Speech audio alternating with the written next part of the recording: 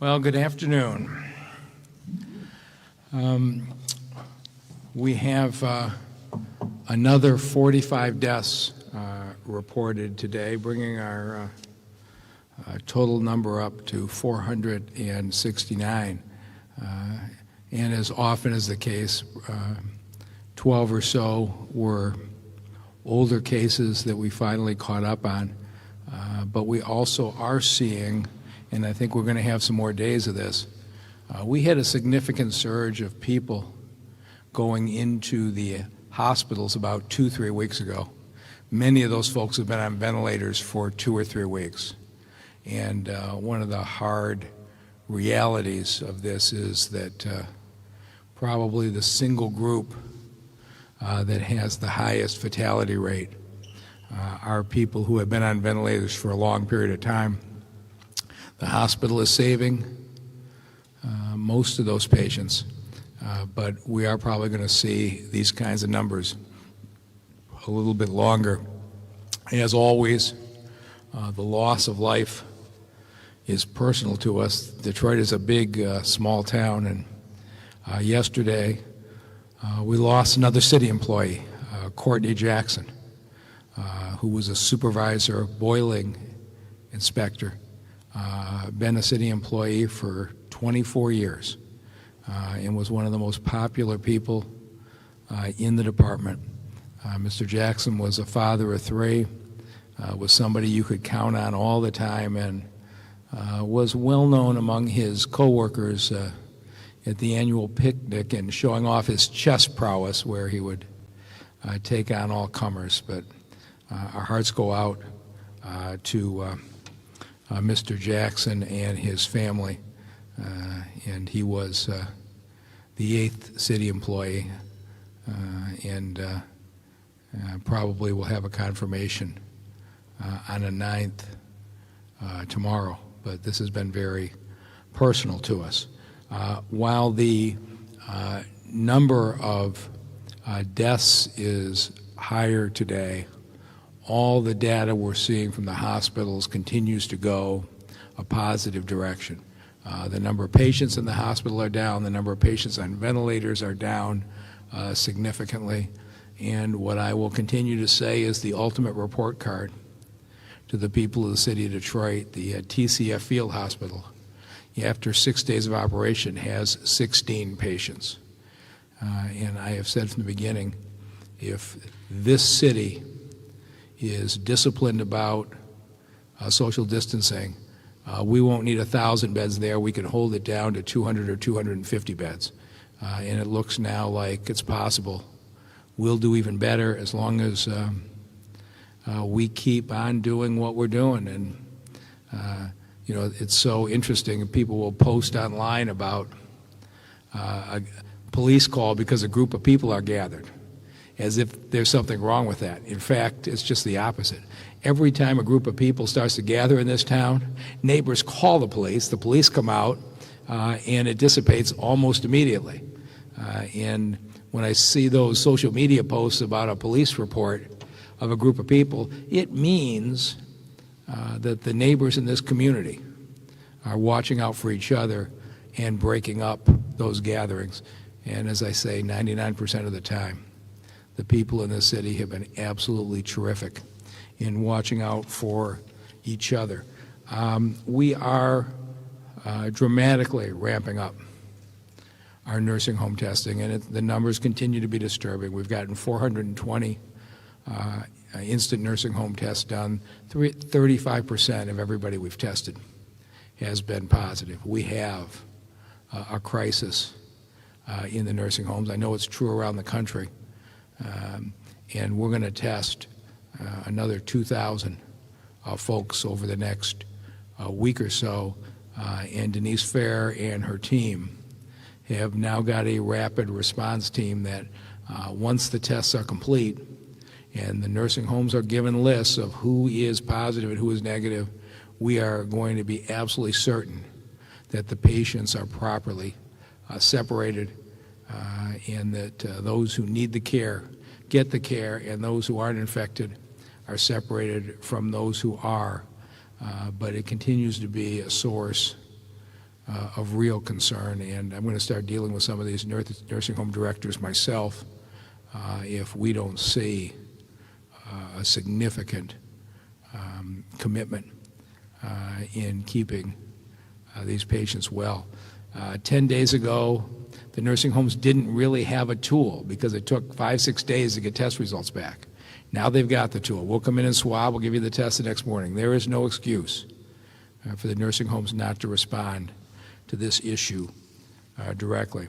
And finally, I just want to say to the city employees, the reaction today, I mean, it wasn't an easy day, but the reaction across the city has been so professional. And people are, I think, really understanding now as they look at this, and our department has been meeting with employees and will be for the next couple days.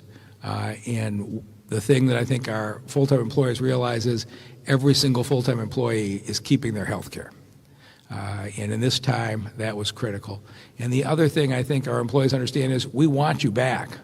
This isn't that we're laying you off so that you're gone. We are reducing your hours because you're important to us, and we want you back. And so on Saturday, the city HR department is going to file the unemployment or underemployment benefits for everybody. None of our employees are going to have to file a form. And so you've seen all the stories about the system being overloaded, but the governor and her team have been great in cooperating with us.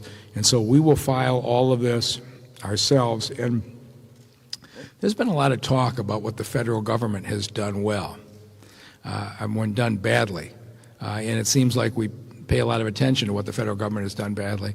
This CARES bill is an example of what the federal government did really well, the president, Republicans, and Democrats in Congress.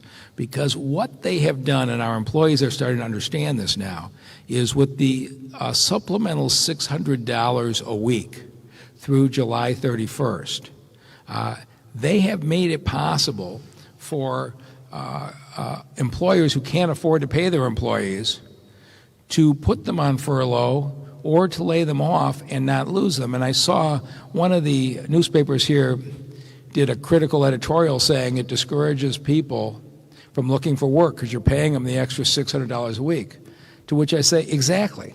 It was what they intended to do. Congress got this right. Imagine that you've got a finance department where people have expertise in your company. If they got laid off and went somewhere else, if you go to restart the economy in 3 months, you've lost them. You've got people who do the building inspections in this town. If they get laid off and go someplace else, in 90 days we want to start building again, we don't have experienced inspectors because they took another job. Imagine across the economy what would happen if people all switched jobs over a pandemic that I believe will be under control in a few months. And so what the President and Congress did was very well thought out in providing that supplement of $600 a week. And I think our employees now, as they're doing their calculations, are realizing that for the most part, financially, it's going to come out pretty close. The fact that we cut the hours and kept the health care means nobody has to worry about losing their health care in the middle of a pandemic. And I think our employees are really understanding that this was done in a way that was because we value them, we want them back, we believe this is temporary. And starting next week, we're going to start to plan on who comes back and in what order. I was really impressed that Eric Jones, our fire commissioner, needs EMTs who have to go through a training academy. Most of it can be done online. And so he's now designing an online training academy so that he can get his EMTs certified so that we're ready to rehire. They'll come right in. We're starting to think about how to safely ramp our workforce back up job by job, and we're going to start to lay those plans out. But Dave Masseron, our CFO, who's here, will answer any questions. He and the team did a really great job of figuring out how to deal with a potentially terrible deficit in a responsible way and in a way that leaves us in a position that if in fact this economy does reopen in the next few months, our employees can afford to wait for us to reopen and come back to their old jobs where they're wanted. And with that, I'll turn it over to our Health Director, Denise Fair. Thank you, Mayor. I'd like to begin by thanking all of those who are continuing to keep our city safe and running. I can't say this enough, so thank you. Today's confirmed COVID-19 count among the residents includes 7,141 cases and 469 deaths. My heart continues to grieve for these families because every number represents one of our neighbors. Mother, father, brother, sister, child. These are our Detroiters who have left us. Our data now shows that we are seeing fewer new cases. However, I still urge caution. There are still so many things we are continuing to learn about this virus. So we must continue to wash our hands, disinfect surfaces, cover our coughs, wear a mask, and distance ourselves. And most importantly, remain home per the governor's executive order, which is still in place. Now, we've received a lot of questions about our data, and that data is available on our website. It highlights COVID-19 cases by race, gender, and age group.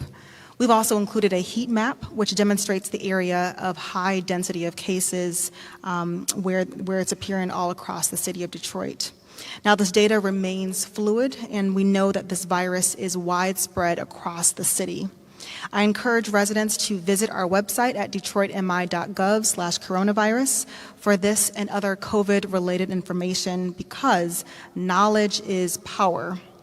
We also know that vulnerable populations like our homeless and those seniors are more adversely impacted by COVID-19, and we are being aggressive. Last Monday, I mentioned that the Detroit Health Department would be increasing our focus on seniors across all the nursing homes in Detroit. And we have partnered with the Detroit Fire and EMT, Henry Ford, the medical students from Wayne State, because our goal is to test seniors and staff in all 26 nursing locations within just a matter of a few days, about a week and a half. And I am pleased to share that we are on track. We will also continue monitoring and supporting testing for our homeless population, where currently a relatively small number of these cases, less than 30, are under quarantine at the city's shelter. Now, I remain invigorated by Detroiters, our city, and our partners in addressing COVID-19 head-on. The Health Department is committed to working in partnership with all of those who want to ensure Detroiters are safe and healthy throughout this pandemic and beyond. So let's continue to fight the fight by staying home, protecting ourselves, because this is our responsibility. We want to make sure that we come back from this as a community even more strong. So please do stay safe and please stay home. And with that, I'll turn it back over to the mayor.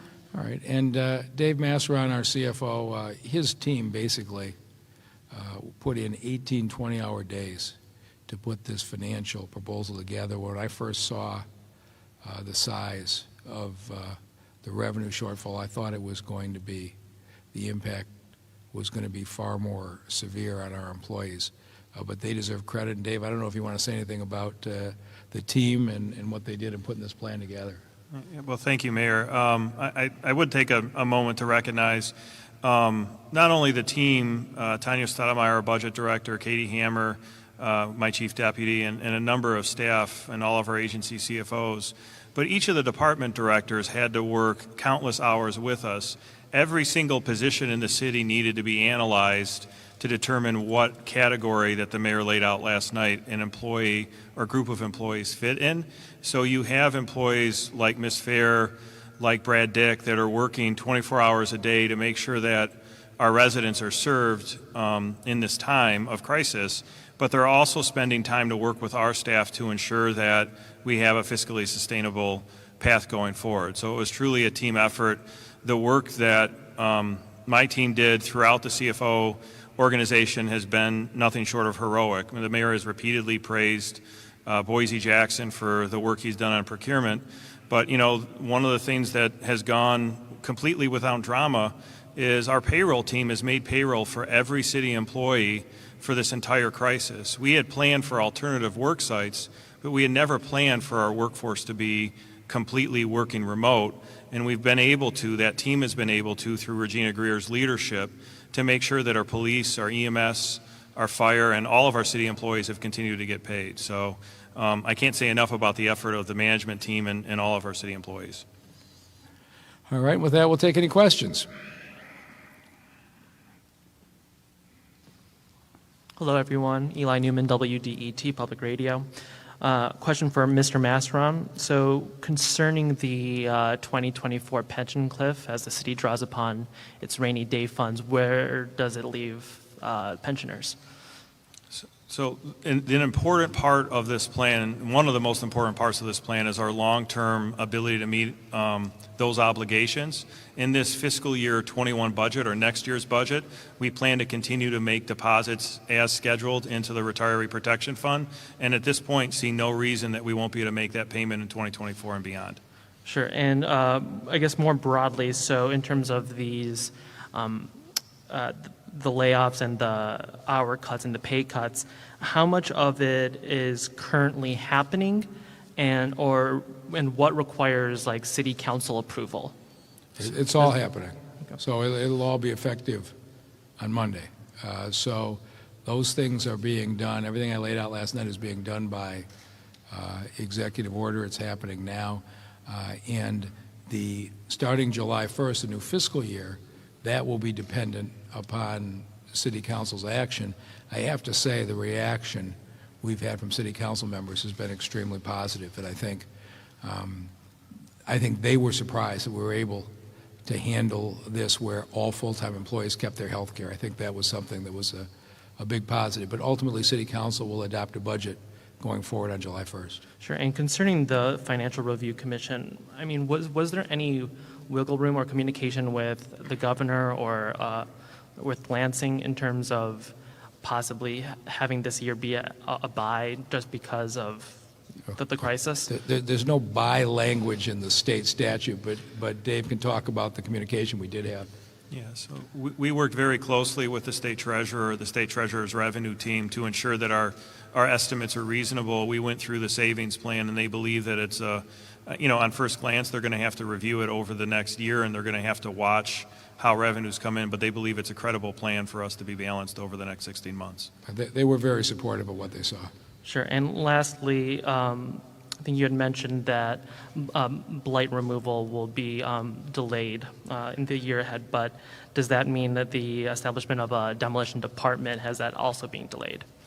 It's a problem that Council and I are going to have to address together, and I hope we find a solution in the next couple of weeks. Otherwise, there'll be no demolitions in this city for at least a year, and that would be a really bad outcome. So I hope we find a solution to that, and I guess I would say stay tuned. Sure, and would that solution also include the blight bond proposal? Yeah, and this is something that Council and I are going to have to agree on. So I failed to put together a package last year that they could support,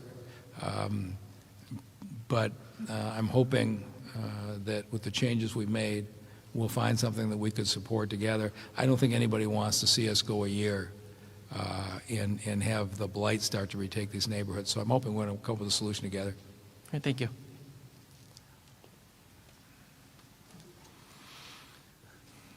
We have a number of questions from various outlets, and a couple of them have to do with contracting with the city. And one question is, what do we think the impact is going to be on companies that contract for the city, that do work for the city? Those who have a contract will get paid on those contracts, and in the future, if we don't need the contracts, we won't contract in the future. But there's no impact on payments. It's not a cash problem. What I laid out last night, the $348 million revenue shortfall, is what's going to occur over the next 16 months. The city's in a good cash position, so we're not talking about slowing down payments to vendors or anything like that. But it's the kind of thing that if you act in April, you potentially can get through this without laying off full-time employees. If we acted in June, we would have to be laying off a lot of people. And so what we decided to do was act early so that we could preserve health care for all of our full-time employees. But it's not going to impact vendor payments. Okay, and secondarily, is the city or has the city considered negotiating or renegotiating with vendors to reduce costs? So the purchasing director, Boise Jackson's in the process of reaching out to all of our major long-term vendors. Obviously, if employees are taking some level of financial hit, we're going to try to make sure that our vendors contribute to that. So we'll be renegotiating all contracts. But as the mayor said, we'll continue to honor any contract we have. But long-term contracts, we're going to look to those vendors for savings. Okay, and Mayor, I don't know if you mentioned this last night, but are you recommending that the other city agencies like the Land Bank and Water Department implement similar actions? So everybody has to make a decision for themselves. If you have employees that you want to keep, I think the approach we took is the right one. Preserve the health care and rely on the CARES Act to keep your employees largely whole until July 31st. If you have employees that you're not going to need long-term, you make different decisions. And so I know Mr. Masseron's talking to each of those agencies, and we're hearing from governments all over after the announcement last night of the way we approached it, how we kept health care for all employees. I think you're going to see other municipalities in the state follow our lead. Okay, a few questions on supply chain. ML Elric from the Detroit Free Press wants to know if if the state ever received that shipment of 200,000 No. swabs. No. Okay, and But tell him I'm glad we had the one for him, though. I hope he's recovering well. Yeah, he's doing well. I saw that his wife is doing well. Yeah, I think he's back to work today. Okay. He also wants to know what supplies has the city received from the feds? I don't know that we've received any directly. They've done some allocations to the state that we've gotten some pieces of. But by and large, Boise Jackson, our procurement director, has gotten the supplies on our own. What the federal government has been doing, what the state's been doing, is they've been giving priority to the hospitals, which you can understand. And from our standpoint, doing things like our own testing sites, masks to our own employees and the like, most of that stuff we've done ourselves.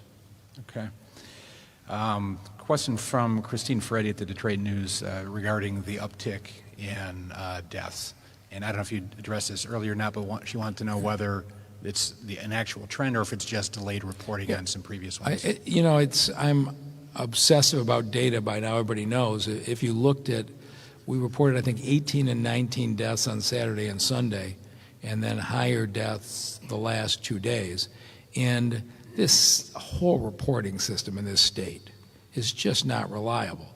And so Saturdays and Sundays, stuff doesn't get reported. It tends to come in later. And so a part of it is that. Part of it is that we are seeing folks, as I mentioned before, who have been on ventilators for 2 or 3 weeks who are having bad outcomes. And so the two of those things together is causing the uptick you've seen in deaths the last couple of days.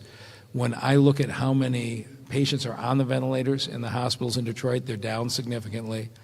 When I see what the usage is over the TCF Center, it's lower than anybody would have projected. If we keep our social distancing, we're going to be out of this sooner rather than later. We're now on a rate where the deaths are doubling every 10 or 12 days. If we keep doing what we're doing, that's going to drop significantly further pretty quickly. Okay. One clarification from Cranes on the demolition program. Would there be no demolitions or would there be some limited demolitions for emergencies? If there were a situation of safety, a house was on the verge of falling over in a neighborhood with kids, we'll go in and take care of that imminent danger. But if we don't find a source of funding, that's all that will be done for the next year. Okay. And lastly, a couple of forward-looking questions from John Hewitt at WWJ. Wants to know how you gauge the risk of people going back to work, Detroit and nationally, against the risk of a second wave of COVID. So it's exactly the question, and we put together a team today that's starting to look at that. And I just, I just believe in being honest with it. We're going to say our street sweepers. In China, they've been sweeping the street. Our street sweepers who are by themselves in a cab, there should be a protocol that says the machines are clean, the drivers have masks, those we test to make sure that everybody is negative. That kind of a worker can come back sooner maybe than some of our offices where we have a large group of people clustered into one area. And so what I have asked the department heads to start doing is we're going to think through site by site, and I'm going to keep saying this. I go to work on the 11th floor of the mayor's office every single day, as does John. And we are very strict in our protocols. I feel completely safe in the way we're doing it. We're not bringing anybody back to work that we don't have those same medical protocols. And so Dr. Rob Dunn is helping us design them. And I can't tell you if it's going to be May, June, or July. But we are going to look at job by job and bring folks back when we're confident we can do it safely. Related to that, a second part of that question is there feeling that we would have enough testing kits to be able to test everybody who needs to be tested to reactivate them? So we'll do it with the Abbott 15-minute tests. Right now they're producing 50,000 test kits a day for the country, and we've been getting 1,200 every 4 or 5 days, which has been just fine for us. It's about the amount that we could handle. I know Abbott plans to dramatically increase that. I'm on very good terms with their CEO, and when their capacity increases, we'll increase. But you could imagine having a unit, say, at 20 or 25 folks who we wanted to bring back early because they were critical.